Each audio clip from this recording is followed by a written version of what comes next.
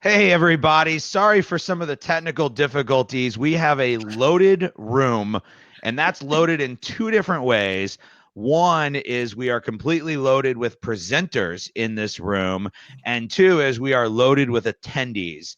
And so I'm keeping my fingers crossed and just being totally open and honest with you and saying that we're pushing the limits with what I think this software can do.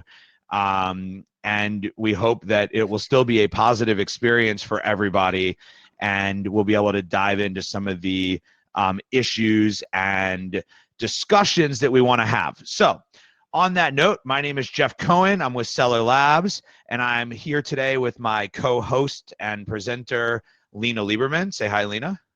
Hi, Lena. Hi, I'm Lena. I'm with Seller Labs. Jeff and I have known each other for a very, very long time in the Amazon space, and we are super excited to put this on because the guest lineup is astonishing, truly. Yeah. And really, this came about from just general conversations Lena and I were having. And so since we're running late, we're just going to jump into this. And we're going to start bringing on some of the presenters who are going to present with Lena, and start diving into a lot of the questions that you guys have brought us, and that we also have. So if you have questions along the way, you can put them in the chat box, and you can start to roll them out, and we'll try to work those into our presentation as well. So Lena, I'm gonna jump off here and bring your first people on. Great, thank you, Jeff.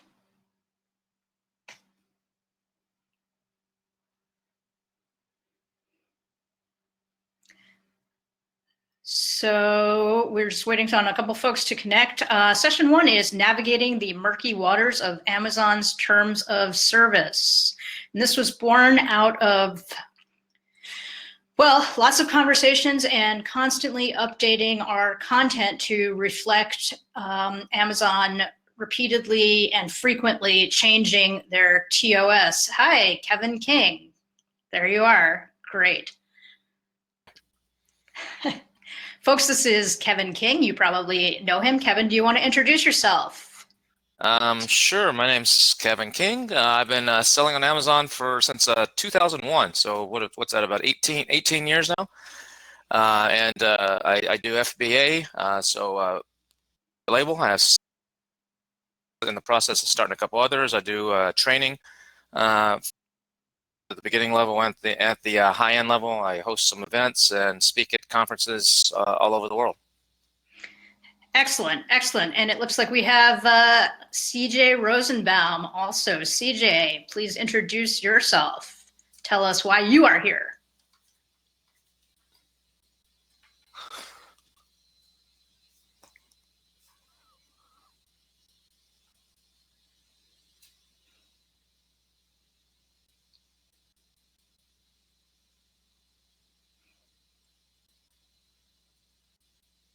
All right, CJ, I think we're having some trouble with your mic. Let's see what we can do about that.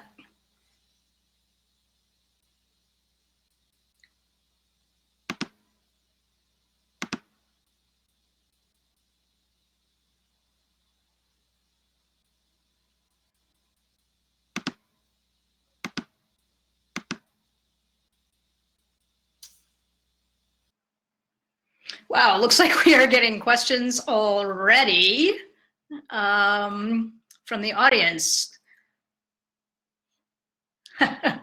And somebody saying that CJ's firm rocks. Will this be recorded? Yes, it will be recorded. There will be a replay available. I appreciate you bearing with us as we have some technical difficulties due to the fact that I think we are maxing out the Demio system, given the number of attendees.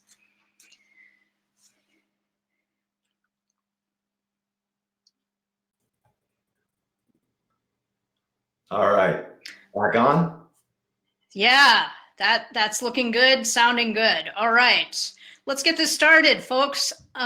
First, my question is, when we talk about TOS, it feels like a giant tentacled-like thing on Seller Central where I don't really know where it begins and ends. Can you guys talk to me a little bit about what the Amazon Terms of Service is exactly and what sellers are responsible for, not responsible for, because it's not super clear on the site.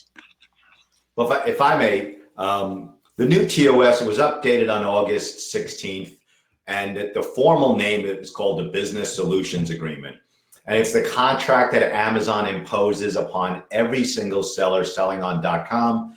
And the new TOS is covering, I believe, most of the world. And what it does is Amazon is incredibly adept at avoiding liability for its own conduct and dumping every single responsibility you can imagine onto sellers. And that is the gist of the entire contract. It's take it or leave it, and it dumps everything on the sellers, things that are should be dumped on sellers, and a ton of stuff that really should not be the seller's responsibilities. CJ, do you see an area where people consistently miss? They're just not aware that that is something that they should be looking at, because the TOS really is not only many pages and many thousands of words, but it's also about 1 million links to other policies. I mean, is there a place where people get jammed up and really unintentionally make a mistake because they just didn't know it was a thing? You know, all the time. You know, years ago, the contract was actually hidden in the definitions section of when you signed up for Amazon. So most people didn't even know the Business Solutions Agreement existed. Now it's not as hidden, and you can see it pretty easily. And I think the vast majority of sellers, when they do violate the agreement, it's almost entirely unintentional. You know, something sellers know about, like review manipulation and that sort of thing, but they learn mostly from the forums. Very few sellers have really read the Business Solutions Agreement, and they rely upon other interpretations of it. And I guess violating it, I think, is almost entirely unintentional. Unintentional and all too frequent. Kevin, as a pretty power seller, how often do you return to the TOS, and how often do you feel like you need to return to it to keep updated? And do you feel like it's even possible for you to have everything kind of under control given the number of frequent changes Amazon makes to the TOS? Well, I think it's like what CJ said. I think probably one of about 1,000 Amazon sellers actually reads the TOS. And so most people are going off of hearsay. They're going off of what someone said in the Facebook group or what someone posted or someone else's previous experience, which may be completely different circumstances, or you don't know everything around that experience. So to be honest, I never actually read the TOS until Cynthia Stein put a redlined version up in August when the new one changed, and I actually went through and I didn't read it word for word. I skimmed it, but I have gone to it when there's something major. Like there's a big issue right now with rebates. People are giving people are doing full price buys and then rebating the money, which is just a way of skirting the system instead of heavy discounts or whatever to get verified reviews and stuff. So I've actually gone back and looked for verbiage on that, but and it's difficult to find specific stuff because, like CJ said, it's intentionally vague so that they can use it. Amazon can twist it or interpret it however they want. And what just came down from Germany forced some of that vagueness to be a little bit more specific and helped us on the seller side. But still, there's a lot of ambiguity in there and a lot up for interpretation one way or another. And Amazon can use that's deliberate on Amazon's part so that they can enforce it however they want. So you feel like it's some wiggle room. I mean, what came down August 16th, thank you for mentioning Germany, is the TOS changes of August 16th that were supposed to be seller friendly. I think they said and advocating for sellers. One of those was 30-day notice for suspension or termination. That was something that a lot of sellers complained that they weren't getting, even though Amazon promised. What is the state of that right now? From what we're seeing, there's very few sellers that are actually getting the 30-day notice. And if you look at that particular provision, Amazon carved out 3 huge loopholes, like Grand Canyon-sized loopholes, to giving sellers really any notice.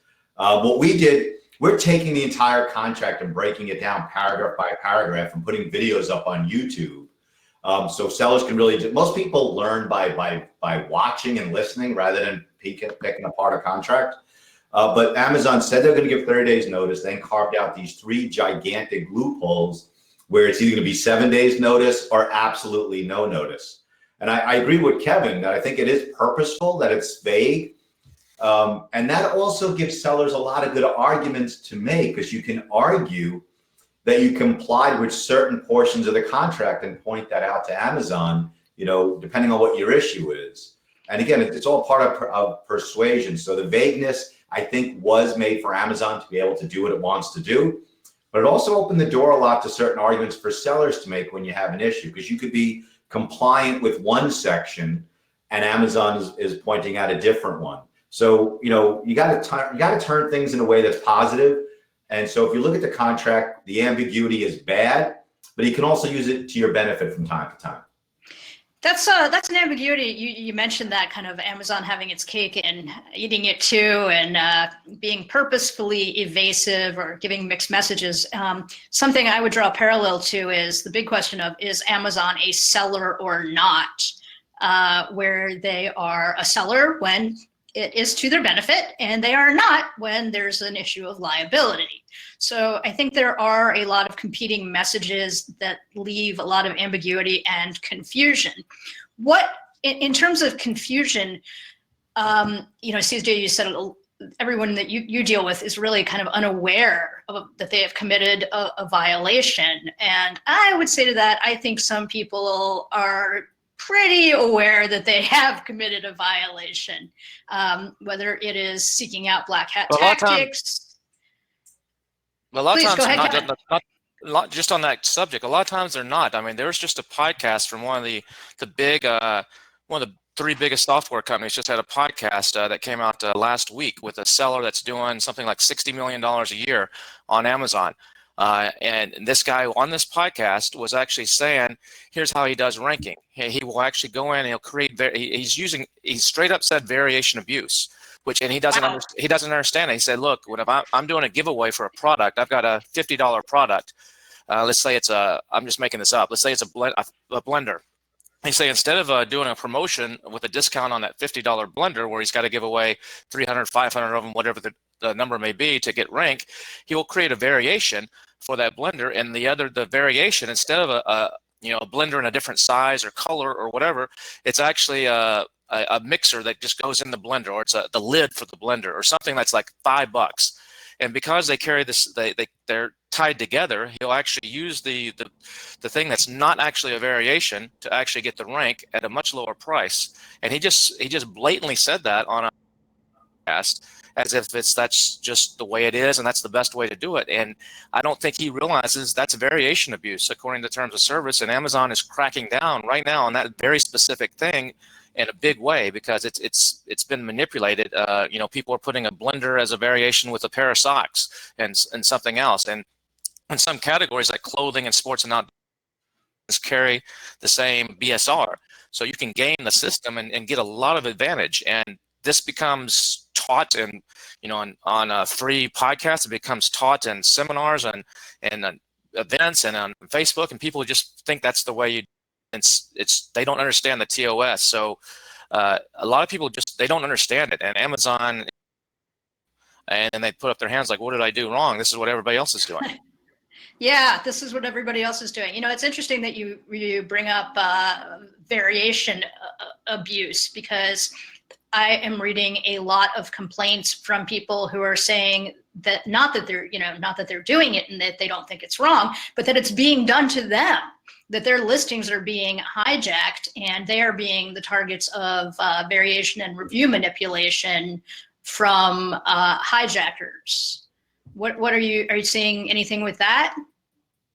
I've seen some of that. I mean, it gets at the high end, and well, by the high end, I mean BSR is below 1,000. So anything from 1 to about 1,000 is a minefield, and especially in commodity products. Anything that the lower end price stuff, there's a subculture of Chinese selling. About 40% of all sellers on Amazon worldwide come from China.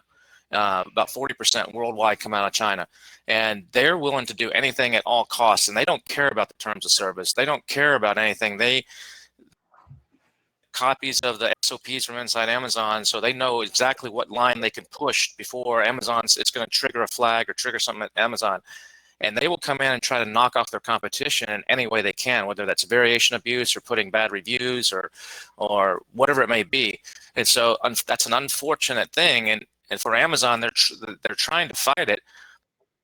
Lies at the highest level what of a serious problem it actually is. And it's like pop a mole. As soon as they get one, another one pops up.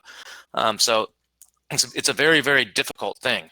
And so when that's happening to somebody, it's unfortunate, but that's unfortunately part of what Amazon has turned into on the backside. Not the public face. There's a lot of money at stake here, and people are willing to do anything to try to get an edge. And a small group of people. I mean, there's a lot of legitimate sellers that are doing everything right, and they just make honest mistakes. But there's a subculture that is really messing it up for everybody. What we're seeing a lot of the same issues where people who have vendor accounts are going in, changing the listing, changing the images, adding their private label brand to your listing, and then making IP complaints, against the sellers. We've seen that. We've been successful in remedying the problem. But it's certainly a flaw that Amazon, I believe, will address pretty quickly. But we're also seeing that to some extent. So I just want to welcome Cynthia Stein. Hi, Cynthia. Haven't seen you since Resonate a year or so ago. So good to see you. Thank you. We're talking all things TOS, and I guess I want to throw one your way. We've already talked about the August 16th big change to the TOS based in Germany and the EU, and the 30-day suspension that many sellers have said they simply aren't getting. And I want to ask you, what is the most significant TOS change that you have seen in the last year, the one that really changes the game?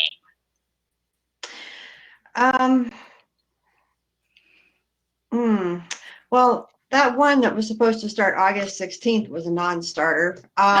Talk to me about that, because that's something you're dealing with pretty intensely right now. Yeah, I mean, they are not following what they said that they would do. They're not giving sellers 30 days warning before shutting them down. It's like it never happened. So that's a non-event. Some of the changes that have been hitting our clients hard lately, there's been two.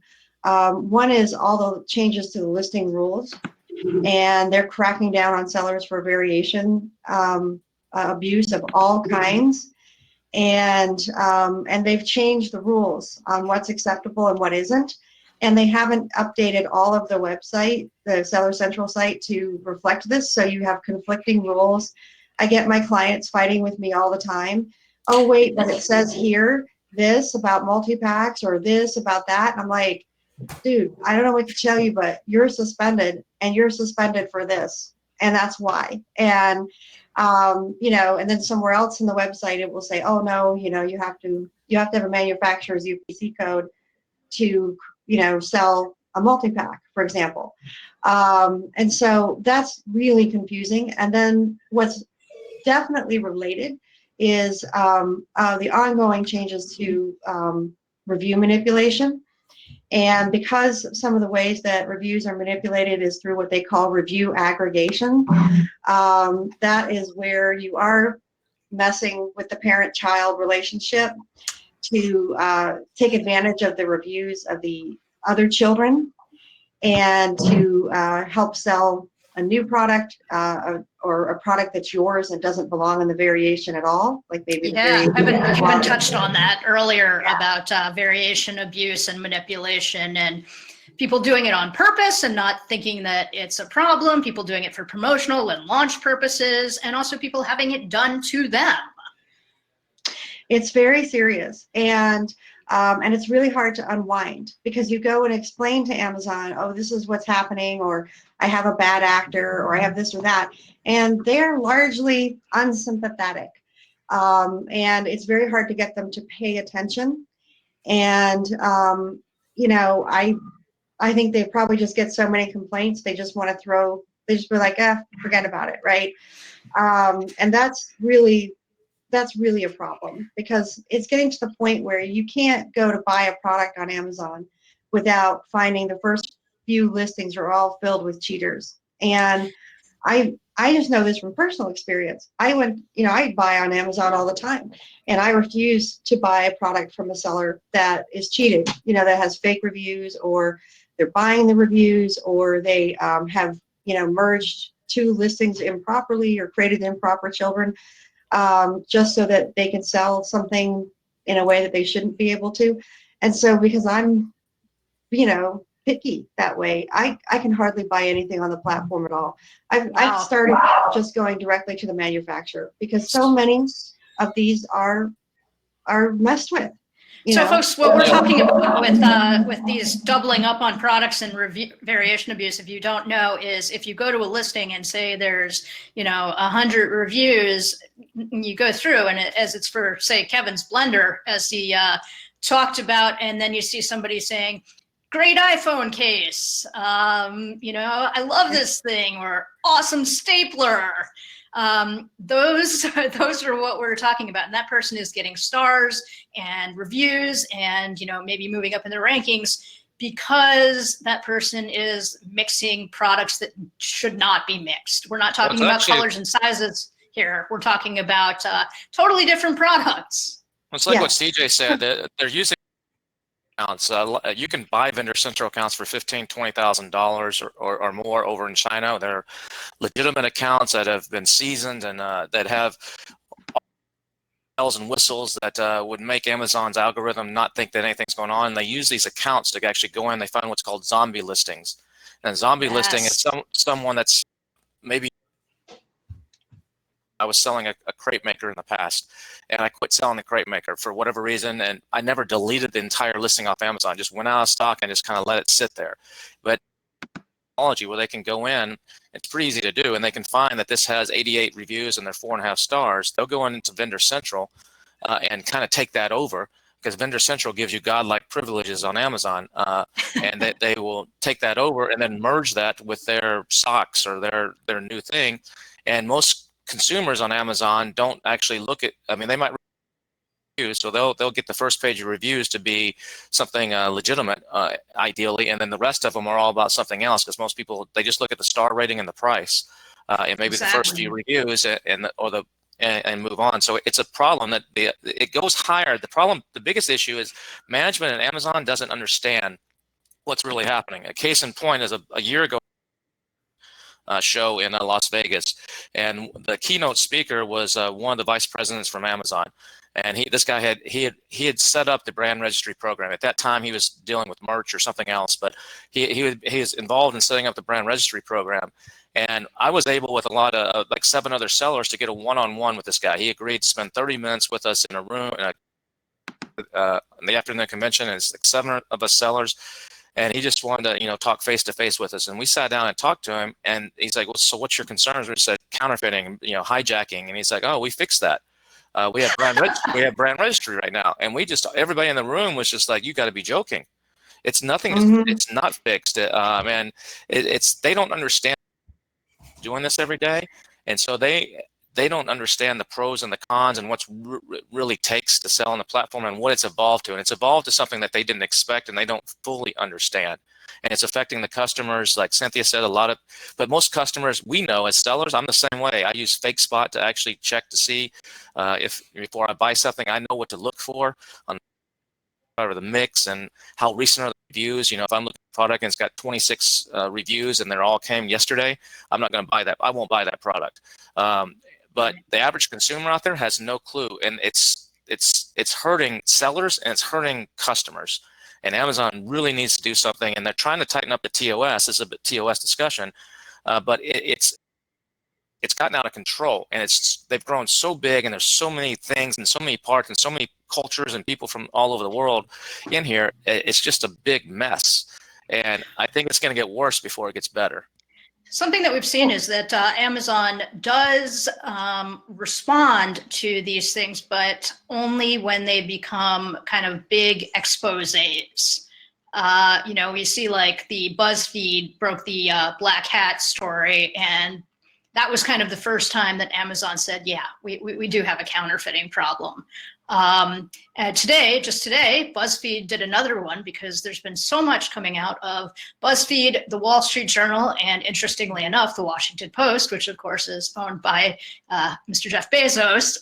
They have been doing some amazing investigative work. And just today we saw that there is not only review manipulation and Amazon's choice pay to play, but those two things have converged. And that was the BuzzFeed story. I gotta tell you, what we've seen also, it doesn't have to be a huge expose. If you can get a local politician, if you're a seller and you have employees and you can get a local politician involved, we're finding that to be very effective without the explosion on BuzzFeed or CNN or the Wall Street Journal. It's very effective. And back to the murky waters of the TOS. Yes, it's definitely vague, but it's also internally inconsistent, which gives sellers, I think, a lot of benefits. When a contract is sort of unclear, you can argue sort of both sides of it. So it's definitely not great, but it's not the end of the world either. And in terms of like what sellers need to know, you need to look at the contract. There could be anything out there on the forums, anything out there on the guidance, but the contract says the contract governs. So you can look at the red line version, there are videos, whatever your issue is, first go to the contract, or if you're reading something someplace else, go to the contract itself and make sure it's still the law of the land. Because that's what governs your relationship. That's what governs your conduct, and that's what Amazon's people are trained. When they're looking at accounts. When the algorithm kicks out a report, and Amazon staff is going through it. They're trained pretty heartily. On the TOS. So you should really look at that as well. So speaking of law of the land, we have a lot of sellers who sell on multiple marketplaces. This is a global thing. Does TOS vary from marketplace to marketplace globally? Of course. But I'm sorry, Cynthia. I love that whether or not someone should contact Hunter Biden. So I don't know if that's Nathan or Wyatt. Very funny comment. Yeah. The TOS does vary from country to country. So that's one of the problems that sellers fall into. They feel really comfortable maybe with the TOS in the US, and they don't realize that it is different in the other countries that Amazon sells. And the other thing that people don't realize is that all of Seller Central is part of the TOS. So what they'll say in their contract is, all the stuff that we tell you on Seller Central is also part of this contract. And which, as CJ pointed out, that does leave some loopholes, or it does leave some room for argument because they're often not updated at the same time. So you'll have some, like we have this going on right now, where we have some misinformation where it conflicts with, one part of the site conflicts with another part of the site. And so I always tell my clients, well, you can argue with me all day long, but I'm going to tell you that this is what they're suspending for. And so obviously this is what they're looking at. This is what they choose to enforce on. And this is what we have to address. And so going back and saying to Amazon, hey, but you said earlier that we could do this, it's not much of an argument. And we usually, rather than argue, we try to just tell Amazon how we're going to fix the problem and make sure it doesn't happen again. I have probably done, dozens of flat files in the past few weeks. It seems like all we've been dealing with are listing issues and variation issues. And I will tell you, there are a lot of bad variations out there.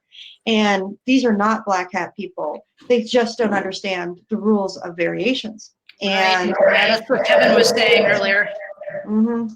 And so that's the thing. People do need to read the Amazon style guide. They do need to read every single thing that Amazon says, not only in general about a topic, but category specific stuff, because they're held responsible for all of it. And that's, like I said, that's usually where people will make mistakes. I actually, I wrote a blog post about this a few weeks ago, and I did a pop quiz on variations. And even people in my team failed that test. And it was a hard test. But I also wanted people to understand that just, it's not straightforward. I mean, a t-shirt is straightforward, right? Color, size, you got it. But there's so many different ways to create variations. There's so many ways that people are trying to make their stuff go together. It is actually enormously complex. And yet sellers are held responsible for all of this. And if anyone has tried to run their flat file through the Amazon check, yeah, I hope you're laughing your ass off right now, because it absolutely doesn't do a thing for you. And and that's the thing. We call them, for the bad actors, we call them flat file attacks. They're able to do it, go in there and change listings and do flat file attacks like nobody's business. So I guess what I'm saying to people is, if you think you've got it right and you said, oh, well, Amazon did a test on my flat file, so it must be right. I don't think that way. That doesn't mean it's right. And you're not going to get consistent advice from seller support or even the Cataloga team on this.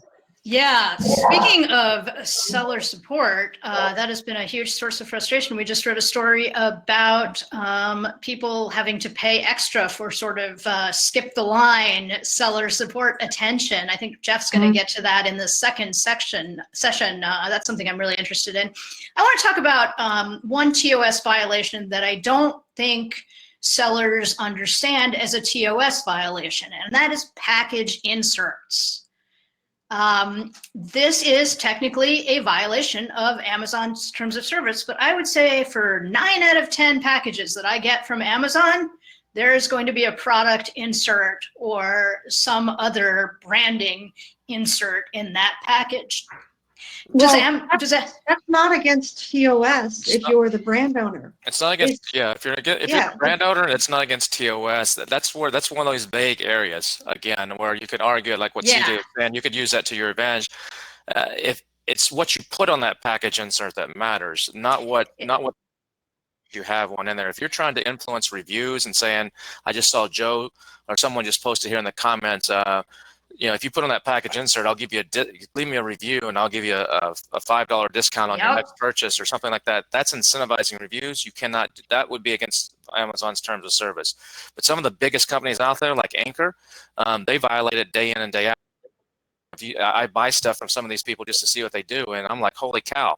Why don't Amazon do a test buy and just have someone in a legal department actually look at this stuff and see what's happening? And blatant manipulation, but there's tons of that. So putting a package insert and saying, hey, go to my website, register for a warranty, go join my VIP list, something like that, totally fine. But to put one in there that's trying to game the Amazon system by incentivizing reviews or incentivizing rank or something like that would be against Amazon's terms of service. If the biggest companies out there, I mean, you go down to Best Buy or Bed Bath & Beyond or Walmart or whatever, and you buy something, there's a package insert and a lot of stuff. There's nothing wrong with it. It's just how you use it. What we're seeing, the really successful inserts that are not causing problems are the ones that tell sort of a brand story. A story behind it, why that brand, the lifestyle that it comes with. The add-on benefits, and generically ask for reviews without offering anything for it, and also the same pathway to leave a great review or a not so great review. But the ones that tell a story, that have a cool picture, those are the ones that are successful, that are not causing problems. And you were discussing like large sellers and like guys like Anchor or companies like Anchor. They certainly get huge breaks that smaller sellers do not. And we started the conversation talking about, Amazon representatives. And, during the arbitrations, we get to learn a lot of information by cross-examining Amazon's witnesses. And they will, at the drop of a dime, just totally go over, even they call them their tier 1 brand reps, and bypass those brands. So small sellers, large sellers, people paying $250,000 a month to have a rep or not. You guys are all facing the same issues. And I think that while some of the issues are really bad, it's still such a huge opportunity that you can compete with companies like Anchor, who blew up solely on Amazon. I mean, Anchor's game plan was to sell online. So, sometimes you got to take what's good and what's bad turn it around into something positive. So guys, we're coming to the end of this conversation, and I want to ask you, TOS, it is so much and it is constantly changing. What is the number one thing that people need to do, sellers need to do to protect themselves? Because every seller's big fear is what? Suspension. It is an end to your livelihood, and getting reinstated, as all three of you know, is beyond difficult, costly, and you are losing money all of that time that you are suspended. So what is your number one piece of parting advice to people about TOS? Kevin King. Mine would be create a real business and focus on the sound business principles, not on hacks and little techniques and what's the latest fad. Or how to get reviews or whatever. Create a good product at a good price that's going to solve someone's problem, and create a real business. And be careful what because there's a lot of misinformation. But it comes down to that fundamental of just focus on the basics and create a good business. And you're probably a lot of people always say is, I need to get off Amazon. I have all my eggs in one basket. I need to diversify. And that's smart for people who are established or who have a lot of money. But for the average guy who's starting with a few thousand or maybe 10, 20,000 bucks, that's a mistake, because your sales off of Amazon are most likely going to be 2, 3, 5% of what you do on. So the opportunity, like CJ said, to sell on Amazon, despite all the problems, we're not trying to paint a bad picture here. Yes, there's a lot of issues, but the opportunity is CJ great Rosenbaum. opportunity. The tools like what Seller Apps has are great. CJ, your parting words for people. I gotta tell you, I agree with Kevin. You got to look at the long haul, do business in an ethical manner, source products well. I think the biggest takeaway from the new TOS is the intellectual property rights that you are giving away to Amazon by going on board. And I'm not saying not to do it, okay? Amazon, to me, is still the best opportunity for the everyday person to compete globally. It's huge opportunities.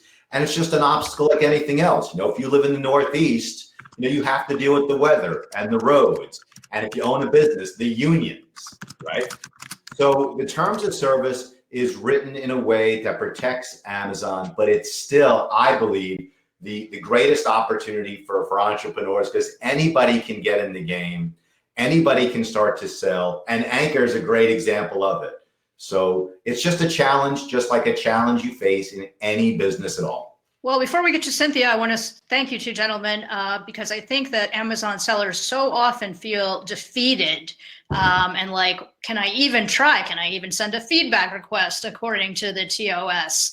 Can I even ask for a review at all? Can I use a product insert? What if my family legitimately buys one of my products? Can they leave a review? And so what you have just said is that it is still indeed possible to survive and thrive on Amazon if you are being a seller of integrity, and it's still a huge opportunity. And don't give up. You are responsible for TOS. Compliance is everything. Don't give them a reason. Don't give them an inch or a reason to start something with you. Cynthia, your thoughts. Okay, so my thoughts on this, because there's been things that have been consistent problems for sellers for a long time, and that is definitely where you source your inventory, and making sure you're buying it from legitimate sources. And then if you're a brand owner and you're trying to get reviews, you need to do it compliantly, because Amazon is cracking the whip. They're coming down on people. And, frankly, if you're not sure that your marketing programs are compliant, that your inserts are okay, you should have someone look at them. And because this is where they're coming after people. So if you want to stay out of Amazon's target zone, then always have good invoices for the inventory that you buy, and don't be buying from the gray market. And then make sure that you're compliant with how you do your marketing. So and the problem is off platform marketing matters too, which people don't realize. They get taken down for abuses that they're actually doing off the platform. So yes, I would just say that what you need to realize is what Amazon is looking for. They're trying to get rid of counterfeits. They're trying to get rid of bad actors. They're trying to get rid of people who are cheating, who are lying, and of course people who are selling shoddy product. So I always, the question is, if you find yourself in a hole, what should you do? I always say stop digging. So if people are, if they're selling shoddy product and you're having product quality problems, stop selling the product until you fix it. If you want to get reviews, look to, compliant sources where you can help get those reviews legitimately. And if you want to do an insert, make sure that it's a legitimate insert and that you're not saying, I'll give you $20 if you leave me a review. That's a great point, Cynthia, really, about self-auditing. If you don't have that built into your calendar, if you're not constantly checking your manufacturer and your TOS compliance and your messaging and things like that, you are doing yourself an enormous disservice. So we're going to move on. I want to thank you again, Kevin King, CJ Rosenbaum, and Cynthia Stein. All of these are amazing Amazon experts and resources. We're going to be moving to the next session now. There's so much that we didn't get to cover here. Jeff. That was awesome information, Lena. Thanks for Bye, guys. Thanks all three of you for coming on. Yeah. Everybody hang tight. We're going to bring on a second set of panelists, and we're going to talk about the future of Amazon. The analysts that the people we're bringing on, the panelists that we're bringing on now, are working with brands across the Amazon ecosystem, not just helping them navigate the murky waters of Amazon, but also helping them to build brands and bring product to market and develop strategies for success. So give us a second here while we jockey around the cameras and get everybody up and running. Let's do a quick little mic check. Peter, you on? You good? Check, check. 1, 2, 1, 2. All right, Kiri, are you there? So, Kiri, make sure your mic is on. I'm seeing your lips moving, but I'm not hearing you talk. And is that Rachel? Because I don't have Rachel's camera on if Rachel's on.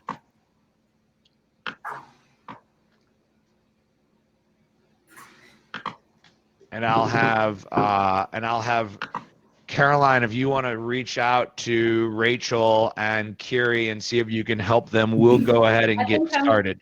Can you hear me now, Jeff? Yeah, there you are. You're there. You're good.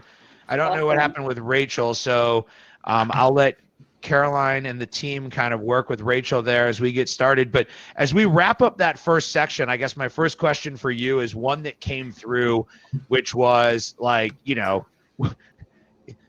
is Amazon my friend? Is Amazon my enemy? Should I even be selling on Amazon? So like, what's your reaction to kind of what we just heard and kind of how sellers should be looking at this?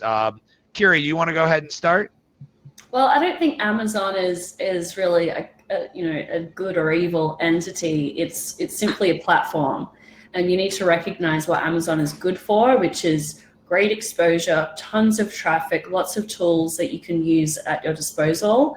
And also there are challenges in selling on Amazon as well. So it's not, if we take the emotion out of it, it is simply a platform for you to connect with potential customers, and understanding the limitations are important.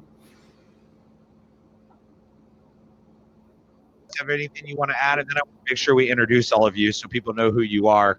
One of those fun things, I know all of you, but I need to remember not everybody on here may. So do you have anything you want to add to that? No, I mean, I would just echo that. It's a channel.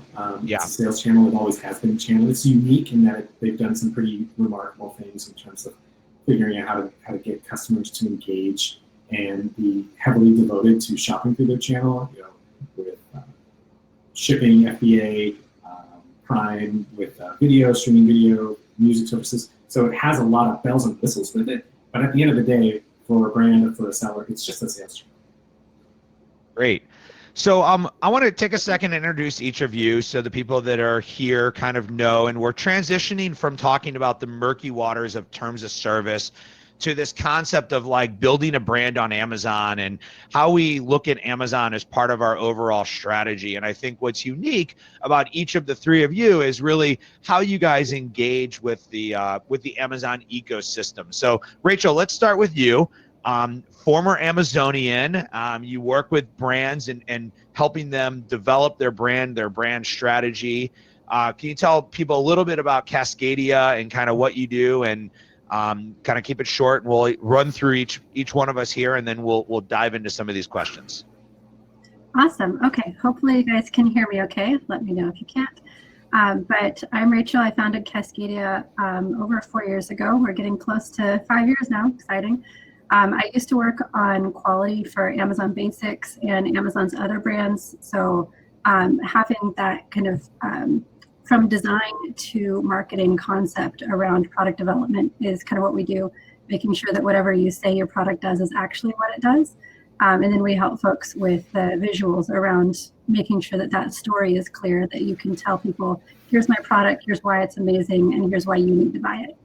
Yeah, and we could get into some of the fun stuff just because I know all these guys pretty well. But like Rachel was a big part of Amazon and their changing of their rules for like kids and toys and child safety and things like that. So for all of us parents out there, thank you for that hard work. Peter, do you want to go ahead and introduce yourself? You're also a former Amazonian and lived up in that world in Seattle for a bit. Yeah, so my name is Peter Kearns. I'm the VP of Business Development at 180 Commerce. We're a brand management agency and strategy agency. So we basically a complete end-to-end solution for brands that are selling either Vendor Central or Seller Central. And been in this space for about 8 years. The first 4 years was at Amazon itself on the seller services side, where I oversaw the consumables team launching new brands and resellers onto the marketplace. Great. And Kiri, you kind of have a different background. You kind of came from the finance side of the world, but you have been writing for Forbes for probably almost close to 2 years now. You published a book that's targeting building brands on Amazon, and you interact directly with a lot of brands. So can you share a little bit about yourself and how you work with the platform? Yeah, sure. So similar to Rachel, I started a consultancy about almost 5 years ago called Bobsled Marketing, and we help established brands to manage their Amazon sales channel. And I've also recently launched a self-serve platform to help smaller brands and companies that want to establish their internal Amazon team and not always have to rely on an agency or consultant, called the Marketplace Institute. Awesome, and I appreciate it. I know you're traveling today, and you yes, you got to your location early to be able to join in. Let's talk a little bit about intellectual property. And it's one of the basis of having a strong brand. So for those that are not familiar, we'll post some stuff up about the Amazon brand registry, but how have you guys seen, I'll make this as a broad question and we can tackle different parts of it, but how have you guys seen brand registry as a protection for brands? Is it going far enough? And what else, should brands be doing when they're kind of considering their defense mechanism to the things that were talked about earlier? Rachel, you want to go ahead and start? Yeah, I mean, I was part of these kind of projects at Amazon, so I have sympathy for the people who had to put this together, but it doesn't seem to be working that great for what we're trying to do.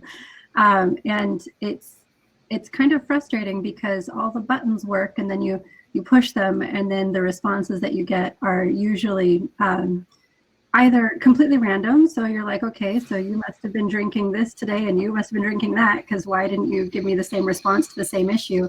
Or they just don't do anything at all. And occasionally we actually get the response that we need to take down hijackers or people who are making bundles that we don't want them to make, or various other kinds of issues that come up when you're trying to protect a brand's reputation on Amazon.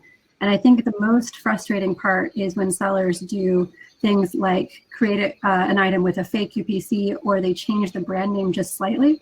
So then you have to fight with Amazon to prove that this really is your hijacked brand and it really is violating your intellectual property before you can even get them to do anything in the first place. And it all has to go through Amazon. You can't do anything yourself. So I don't know how effective it is. I appreciate the effort. I'm sure it took somebody a lot of effort to put that up there, but it isn't, in my opinion, working terribly well. So Peter, you work with some large brands. I don't know if you're specifically seeing any of the things like what's been in the news lately, like Allbirds, right? So Amazon, for those that aren't familiar, Allbirds, very popular shoe brand. They're being copied by a lot of people, but it seems that Amazon is also copying the product. They made a wool, inexpensive shoe. Is this part of doing business in today's e-commerce society? Or are there things that you can really I think it's always been part of business. It's just, there's Amazon sexy and it's in the news all the time. And I think that at the core, as a brand owner, you have to do whatever you can to protect your brand. And so, you get your trademark, your word, your image mark, but you also need to get on the path for getting a design patent because, unless you've got it protected, from the USPTO, then other brands are going to make a very similar product, if not, the exact knockoff kind of thing, and do it honestly legally, as long as if you don't have that design patent. So it's pretty tough from that regard. But I think it's always been like this. I think Amazon just adds an extra layer of scrutiny and a spotlight because it is Amazon. Gotcha. So Kiri, when you're talking to organizations that are trying to build out their internal teams for the growth of their Amazon channel, how much does it play into their strategy about their intellectual property and how to protect that on Amazon? Yeah, it's a big consideration, and let's also remember that this is not an Amazon specific issue. That Allbirds, for example, that it came into the news that Amazon had knocked their $120 shoe off and selling their own version for $30 or whatever it was. So that was a big blow because Amazon controls so much of e-commerce. But that brand had their products knocked off in other countries and from other manufacturers for years before this as well. So it's not just an Amazon specific issue. It just seems like Peter said, it's just more sort of obvious and painful when it's Amazon because they do control so much. And to some extent, with Amazon's new programs like Project Zero and transparency, I think a lot of brands have found them to be quite successful. But the painful thing is that you have to pay for those for transparency in particular, and it's kind of like, well, why am I paying for a program to stop a counterfeiting issue that Amazon has basically helped create? So that's I think that's the salt in the wounds that most brands find. But this is also just the new reality of retail. Allbirds never sold their products on Amazon, and so I think there's a misguided assumption with some brands that, hey, if we avoid Amazon, or we stop selling there, or we never start selling there to begin with, we're going to avoid those issues. And that's actually not true. Amazon was just looking up the search traffic for Allbirds wool runners and found that that was a really popular product not sold on there. So they decided to create that product. So it's just the new reality of retail and manufacturing that we're in. Yeah, so that brings up, I think, two different questions. I think one is the point all three of you have made, which is that we're talking about these problems specific to Amazon, but they are really retail problems.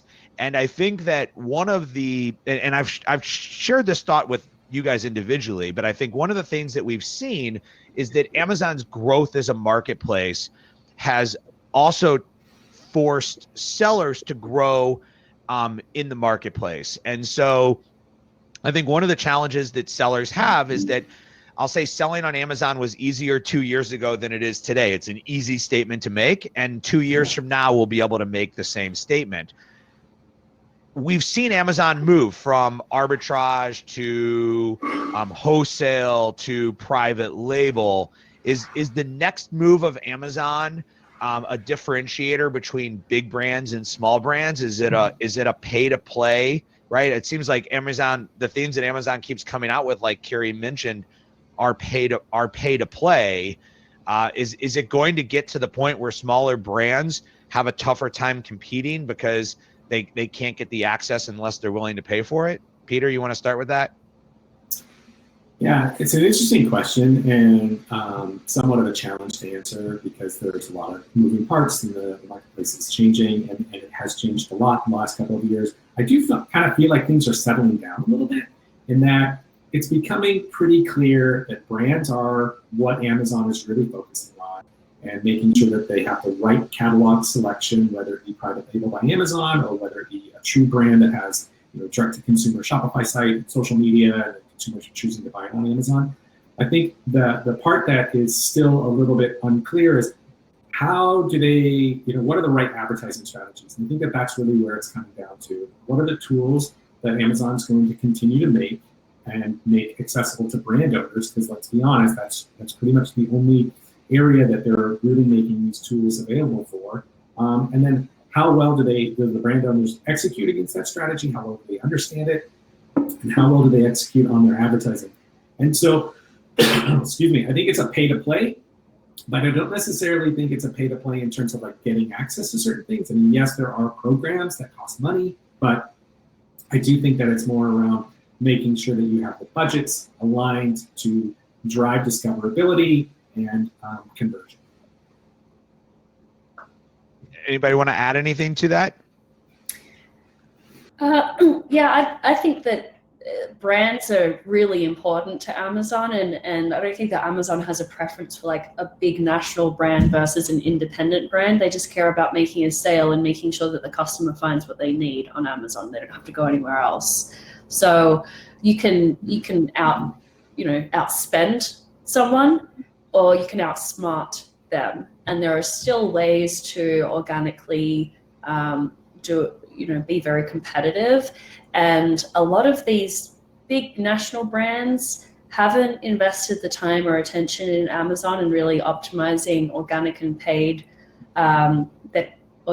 strategies. And also you look at some of Amazon's private label products and they also haven't really pulled all of the levers themselves. And we see sort of some interesting issues with some of Amazon's private label products, product listings as well.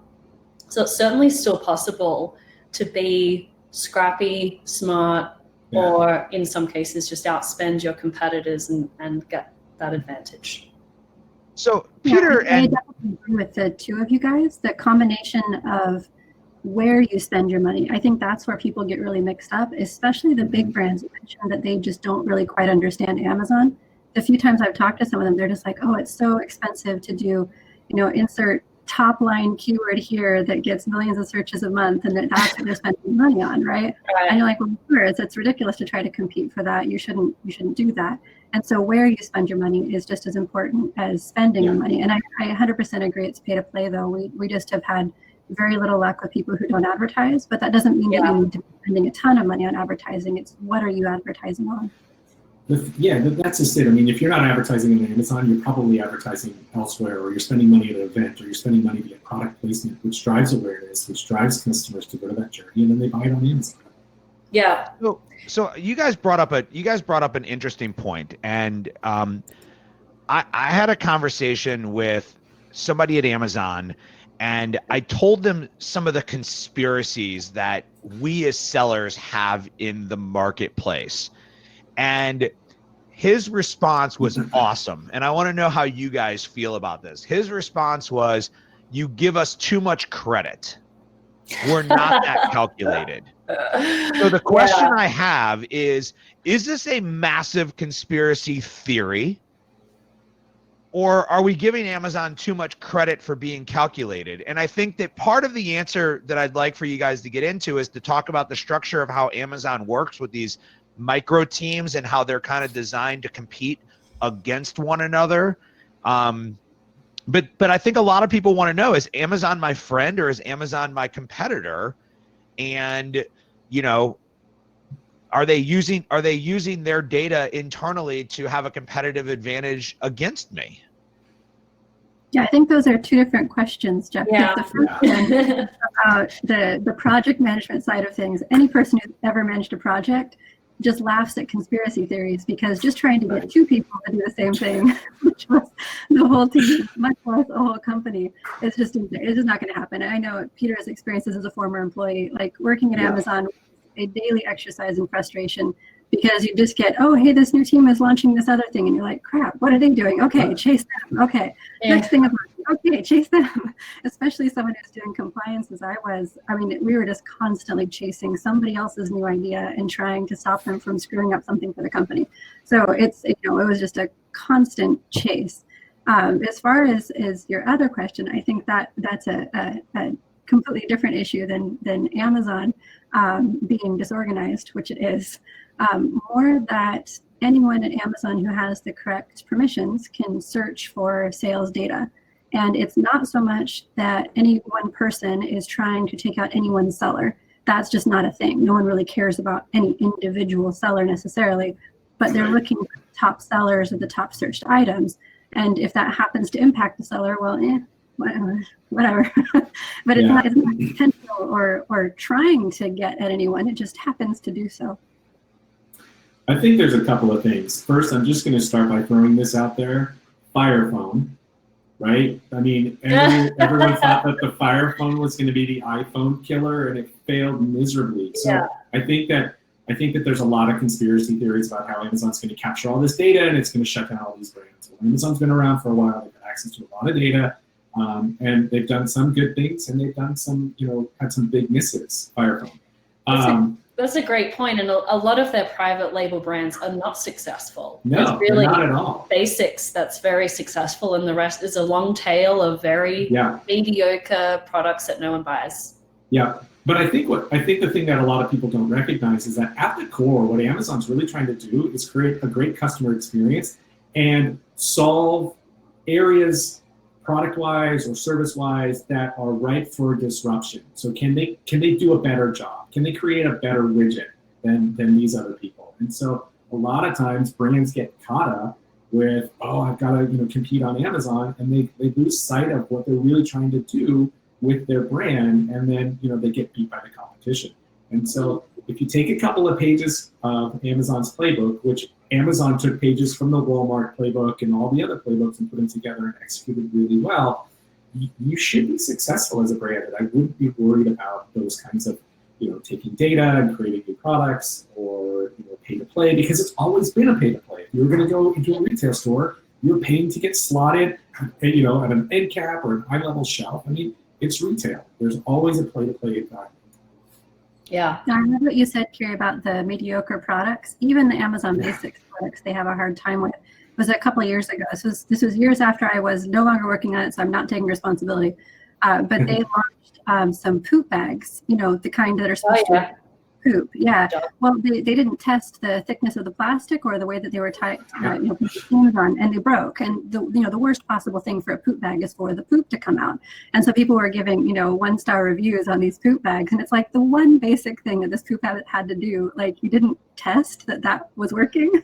So just because this is the poop bag that you need to make. These are the colors that sell best. This is the quantity that sells best, and they have access to get pretty much any factory to work with them. Doesn't mean they're going to succeed, right? You still have to be smart enough to test the bags before you launch. Yeah. They're also just by nature of collecting all of this data and seeing, I really believe that they're just looking for gaps in their assortment. They might have a high-end price, a really cheap version of that product, and they want to come in somewhere in the middle. They're just looking to exploit gaps in their assortment. And that also means that they're looking at data and what's historically sold well.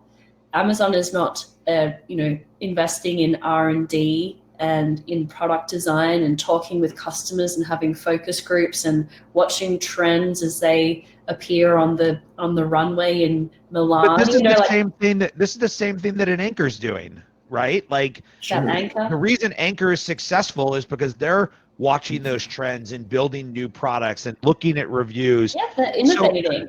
So a lot of this comes down to best practices, right? So what are the things that are I'll stay with you, Kiri, because I kind of cut you off there, but like, what are the things that are critical for a seller to focus on right now to be successful on the platform? with all these distractions that are going on around us and these conspiracy theories and all this, like what are the things that a seller should really stay focused on to be successful? It's product selection. It's staying ahead of the curve, and Amazon, for the most part, just copies successful products and makes a cheaper version. Like if you're going to summarize their strategy in a sentence, that's basically what it is. So if you're a brand, you should be talking with your customers, doing research, investing in innovation in your category, whether you're food or fashion or whatever you are. What can you do that's unique and different and that's going to meet customers' needs in a new way, and be ahead of whatever Amazon can do once they start seeing volume or whatever they're looking for in the data, because they're not innovating with product selection like you can as a brand, being close to your customers. Rachel, do you have anything to add to that? Yeah, I think that's the number one thing that brands can do way better than Amazon is customer relationships. They mentioned inserts in the previous session. Like have inserts, but inserts that add value, inserts that help people get to know you, sign up for your newsletter and actually send them something. Someone else in the chat mentioned that they sell initially on Amazon to get net new customers and to find, because there's a lot of customers on Amazon, but then they only offer their subscription service on their website. So find ways to build those relationships with your customers, because that's the number one reason why Amazon's brands don't do very well, is because the ones that are nicer, that are more expensive, you have to develop a relationship with that customer for them to care about you. Otherwise, they're just going to buy on price. The reason why Amazon Basics is successful and has been is because it's a brand based on price competitiveness. And so that works in that context. But most brands, especially smaller brands, can't compete on price. And so you need to compete on value. What value are you bringing other than price? Why should people feel good about buying from you, or be afraid of buying from someone else? What is it that you're changing or fixing or growing? Yeah, I remember bringing my first product to market and working with your team on that. And that was the first question you asked me was, are you trying to be the cheapest or are you trying to be the best? Like, so what is your differentiator? Peter, along these lines, like what do you think, like what parts of your business should you be structuring internally? And what parts of your business should you be looking at externally to be bringing people in as you're trying to grow your business? Yeah. So I think the thing, creating great customer experiences is what Rachel was kind of talking about a second ago, is really, really key. And that's why you're seeing brands like Nike and Lululemon who have created great retail experiences, both in brick and mortar and online. That's translating into sales and continued customer adoption and dedication. And so I think as a brand, as a seller, you need to be looking at your business holistically and looking at Amazon as a channel, looking at your Shopify as a channel, looking at your retail distribution strategy as a channel. And you need to make sure that the experience is the same everywhere. So in the journey, the discoverability process process on Amazon, it needs to be as good as a consumer finding the product on Instagram and then going to your website and then buying it. And so as an owner, as a leader of your company, whether you're a manager or a director, you should be looking at that and saying, okay, are we doing it equally as well in all of these areas? And if you're not, you have to figure out how to start outsourcing those sorts of things, either bringing them in-house if you have the resources. So like if your content is bad on Amazon, but it's great on your website, you need to figure out how to get your content there. So if you can't do it internally, then you should outsource something like that. If you're having difficulty with inventory planning, then you need to outsource something like that.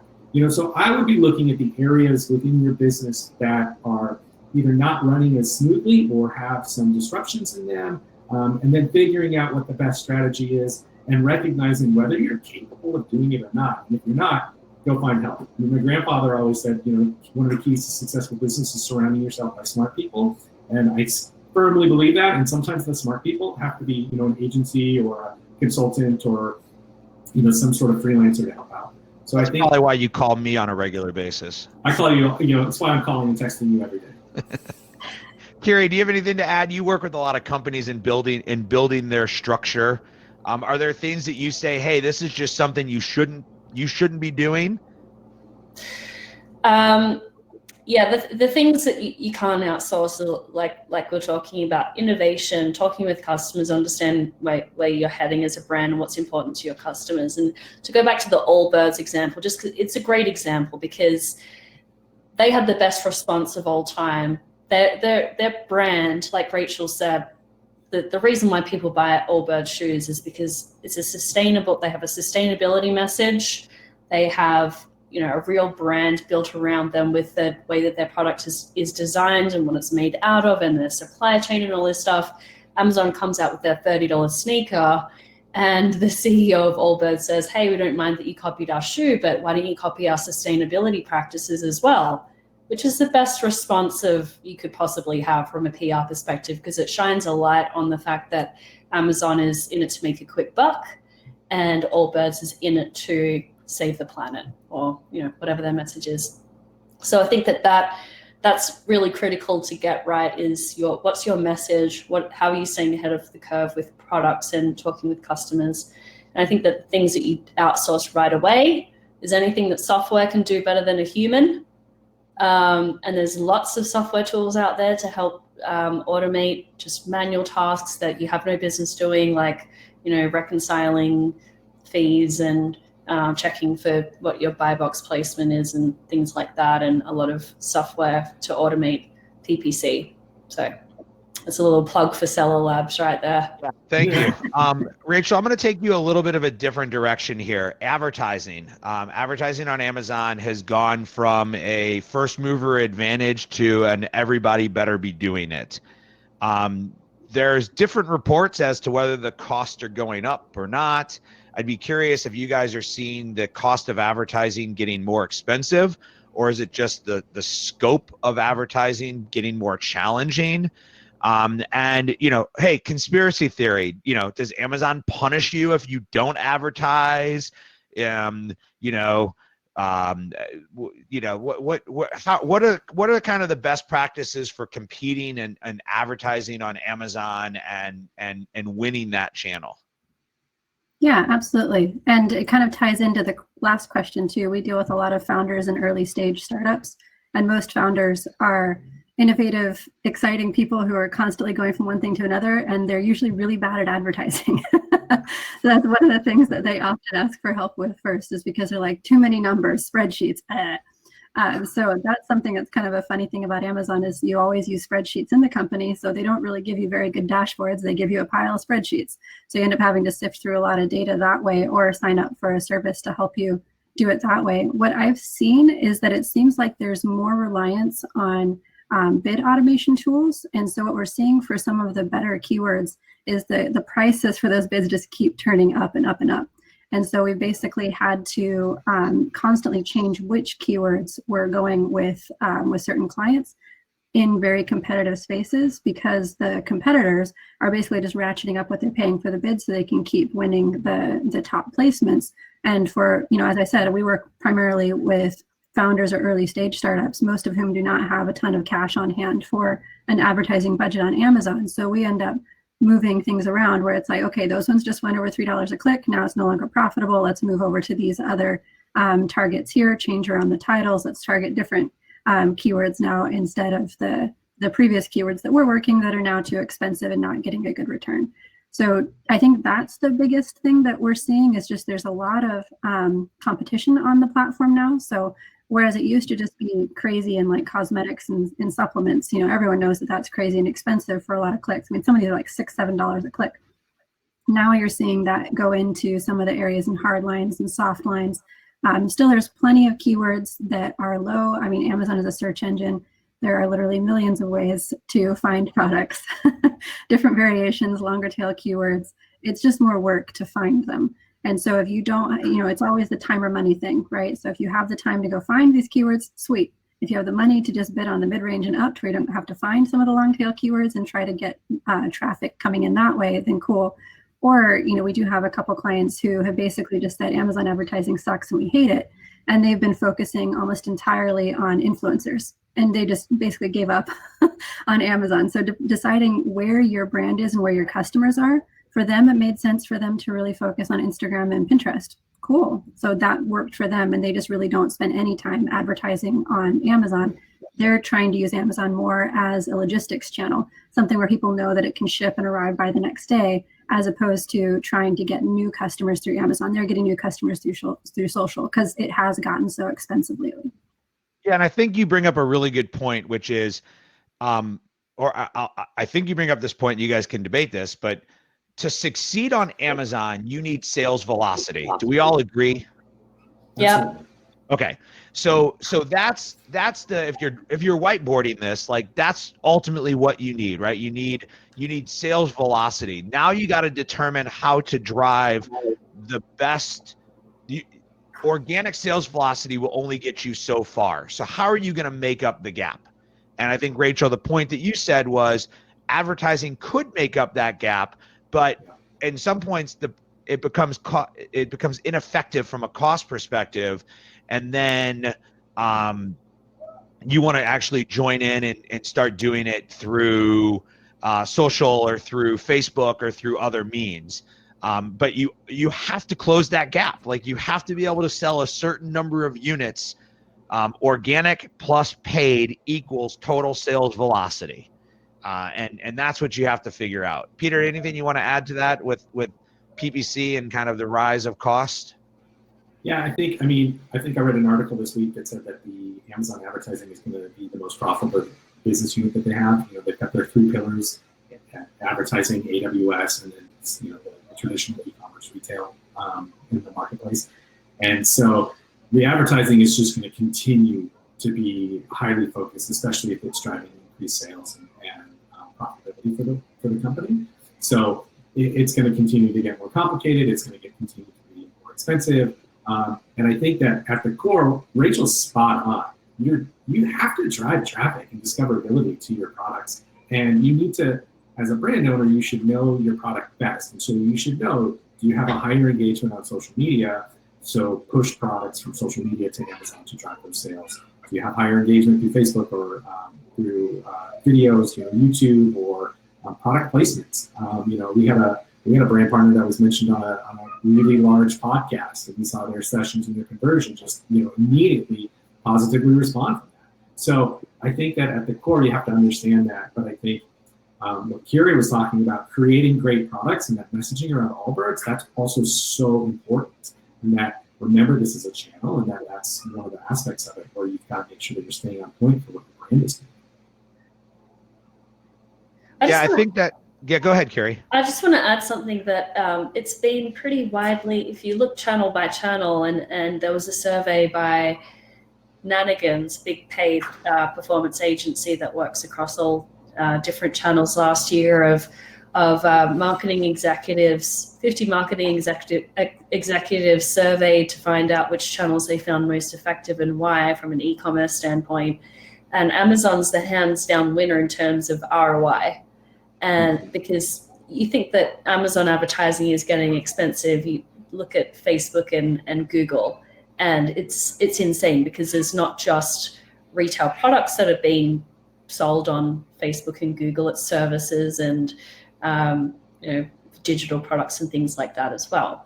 So I think if you're having problems with your Amazon advertising being profitable or effective, then you might need to look at what strategy you're employing or how you're actually executing that, because generally speaking, across so many categories, Amazon is actually the most effective and most productive way that you can spend ad dollars. So we started about 10 minutes late, so we're going to go for about another 10 minutes just to give everybody a heads up since we're close to the top of the hour here. Appreciate Kiri, Rachel, and Peter for the great commentary that they're giving and some of the suggestions and some of the challenges. I'd like you guys to disagree a little bit more. You guys are agreeing too much. And I think that ultimately, we're seeing Amazon recently has very similar, Kiri, to what you just said about some articles.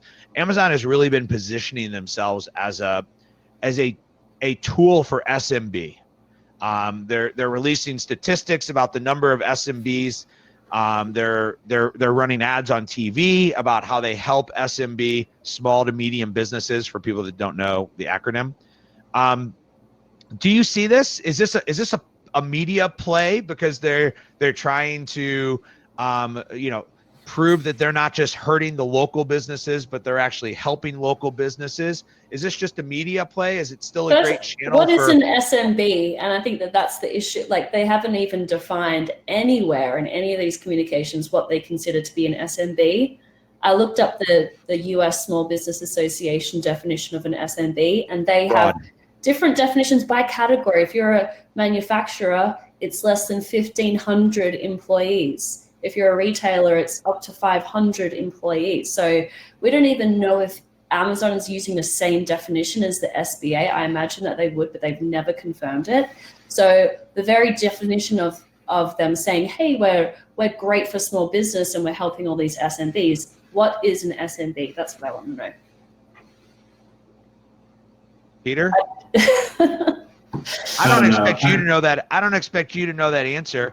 But to even take it to a step further, Amazon has programs that are targeted to these SMBs, right? The Amazon Accelerator, those type of things. Are those are those good? Are those things that you recommend to businesses? Are those things that are going to give you an advantage? I mean, you have to sign NDAs, you have to give rights to them, to the brand, for exclusivity for a period of time.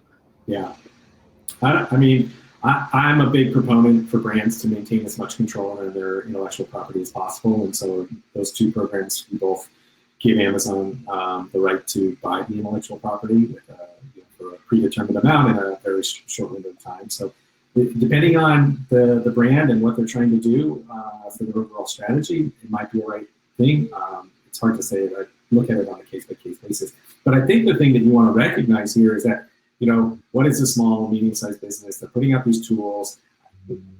At the core, what they're really trying to do is get the catalog selection before it gets anywhere else. Before, the next Allbirds they want to make sure that that's on Amazon, that it's there before it's on Walmart or before it's on Target, so that the consumers are buying it on Amazon.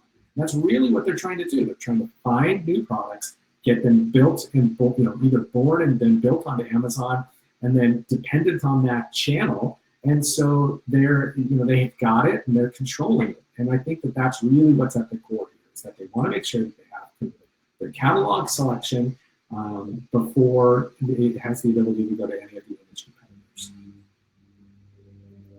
Yeah, depending on how you define small to medium-sized business, I think that they're right about that, but it depends on how much money you're willing to put into it. We have a client who has a unique, innovative, patented product that he made that helps with, it's a home item that's usually used in the bathroom or the kitchen. And for this particular product, when we started working with him, he was selling like 10 units, I think, a month, maybe. it was not a ton. But trying to figure out, okay, what are the best keywords to get you attention from the people who are looking for products similar to yours, but no one knows yours exists yet. They have no idea it's even a thing. So how do we get people to know that it exists and start leaving your reviews and start talking about your product?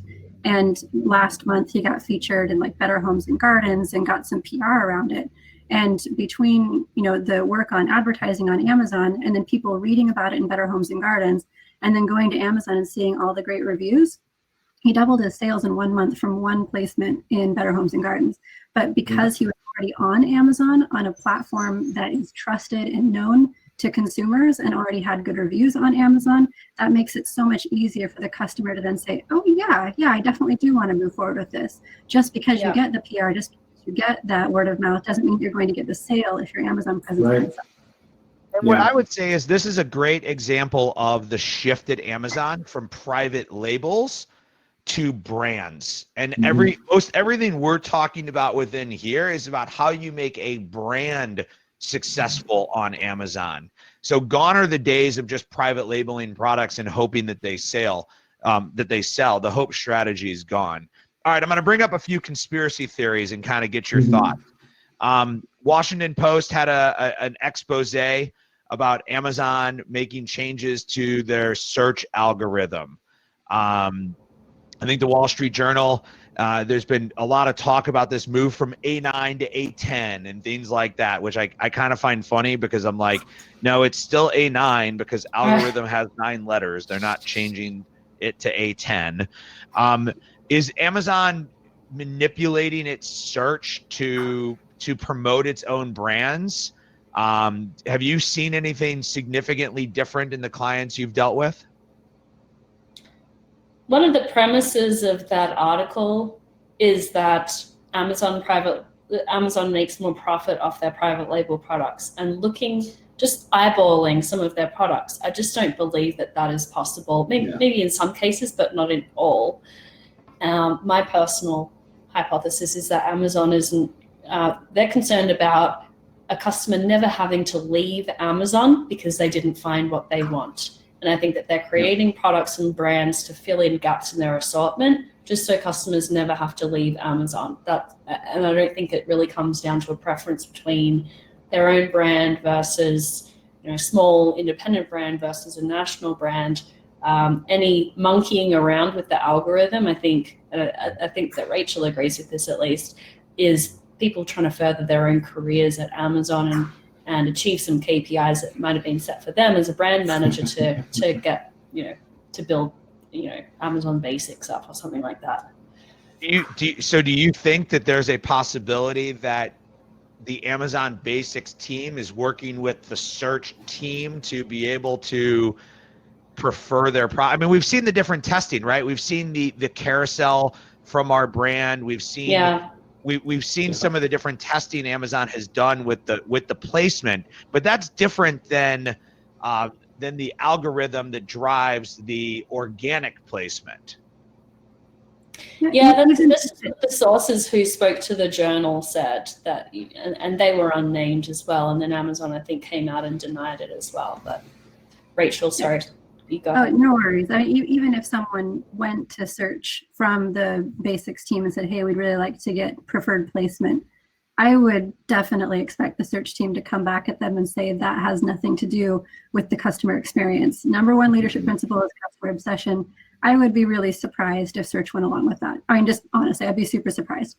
What it looks like they're doing is they're just giving themselves special placement on search and on pages, not necessarily preferred placement in search, but just kind of placing themselves right in the middle of search to where they're not even affecting search at all. They're just in it's like row 2 or 3 in some of the search results that I'm seeing, and then they're getting check out our brand version of this right below it on the detail page. So they're not necessarily going to be worrying about the search. They're just going to say, hey, we're at the top because we just took over the spot, which is, not the same thing at all, but you still get that. You can't even compete for that.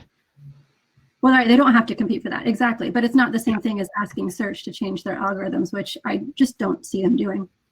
Yeah, I would agree. It's just new merchandising placements.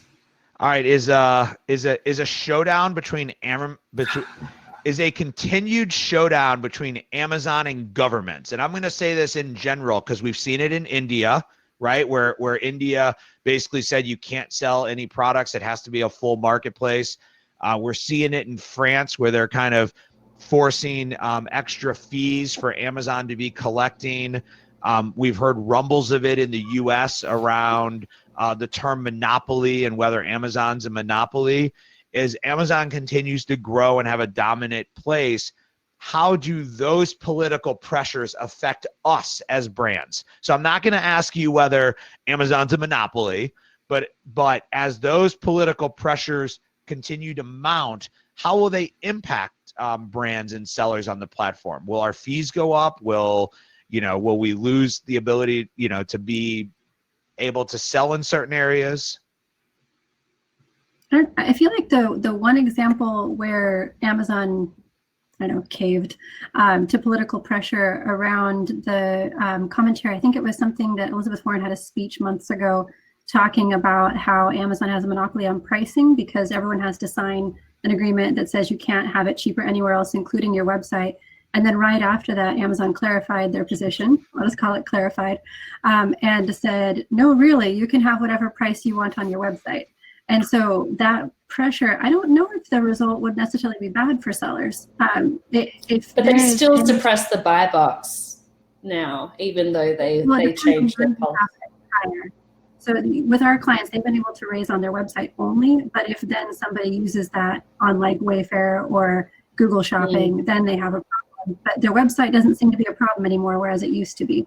So that was positive. They still don't recognize anything else on the web as, a legitimate price difference, but it did seem to have a positive impact there. I don't know that any impact from this political pressure would necessarily be negative, the specific pressure around the monopoly.